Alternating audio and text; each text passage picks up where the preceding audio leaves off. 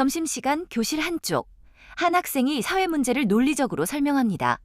그 순간 주변 학생의 뇌에서 무엇이 일어날까요? 마치 자신이 말하고 있는 것처럼 신경이 켜집니다. 이것이 관찰입니다. 동시에 다른 생각이 떠오릅니다.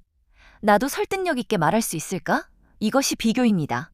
운동장에서도 같은 일이 벌어집니다.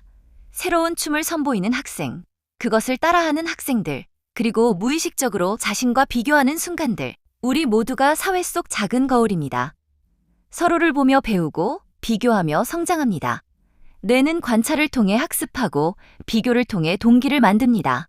오늘은 이 두 가지 심리 메커니즘이 어떻게 진화했고 어떻게 일상에서 작동하는지 살펴보겠습니다. 거울 신경세포는 학습의 지름길입니다.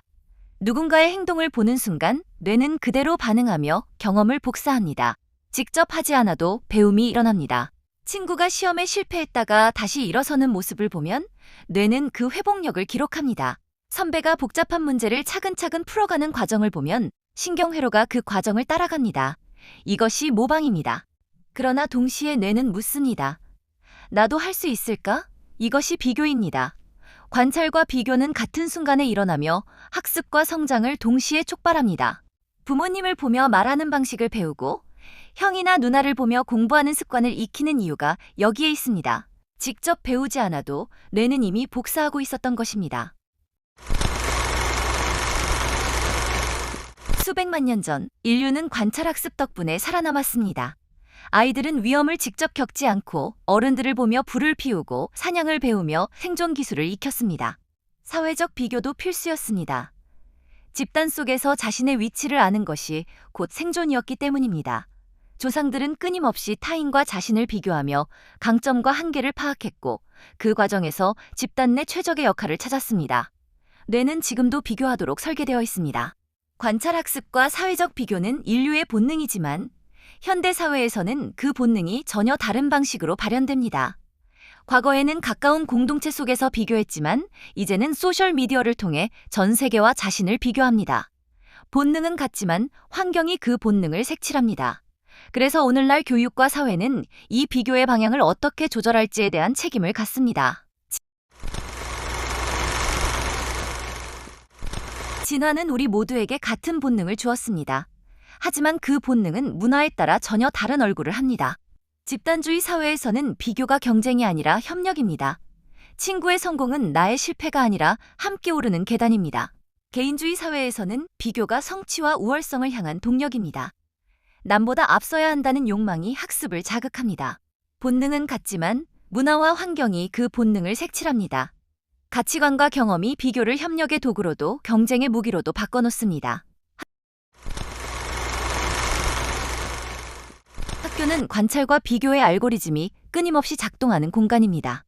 선생님이 학생을 대하는 태도를 보면 자연스럽게 타인을 대하는 방식을 배웁니다.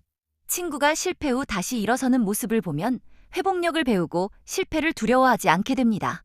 동료가 새로운 환경에 적응하는 모습을 보면 뇌는 그 과정을 복사하며 스스로에게 묻습니다. 나도 할 수 있을까? 이런 순간들이 성장의 재료가 됩니다. 학교는 관찰하고 비교하고 배우고 성장하는 작은 사회입니다. 하지만 주의할 점이 있습니다. 모델은 반드시 긍정적이어야 합니다. 본 것을 그대로 배우기 때문입니다. 또한 비교의 방향을 조절해야 합니다. 지나치게 높은 기준은 좌절을, 지나치게 낮은 기준은 동기저하를 낳습니다. 진정한 성장은 지난번보다 얼마나 나아졌는가라는 질문에서 시작됩니다. 비교의 대상은 타인이 아니라 어제의 자신입니다. 관찰학습과 사회적 비교는 피할 수 없는 심리 현상입니다. 약점이 아니라 강점입니다. 뇌가 타인의 행동을 복사한다는 것은 곧 배울 수 있다는 뜻이고 타인과 비교한다는 것은 자신을 객관적으로 볼 수 있다는 뜻입니다. 문제는 이 능력을 어떻게 쓰느냐입니다. 어떤 모델을 관찰할지, 어떤 방식으로 비교할지를 선택할 수 있습니다. 우리는 모두 거울 속에 삽니다.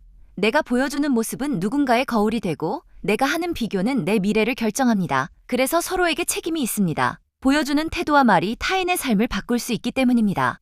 관찰은 배움을 만들고 건강한 비교는 성장을 촉발합니다. 다음 에피소드에서는 효과적인 학습 전략을 다룹니다.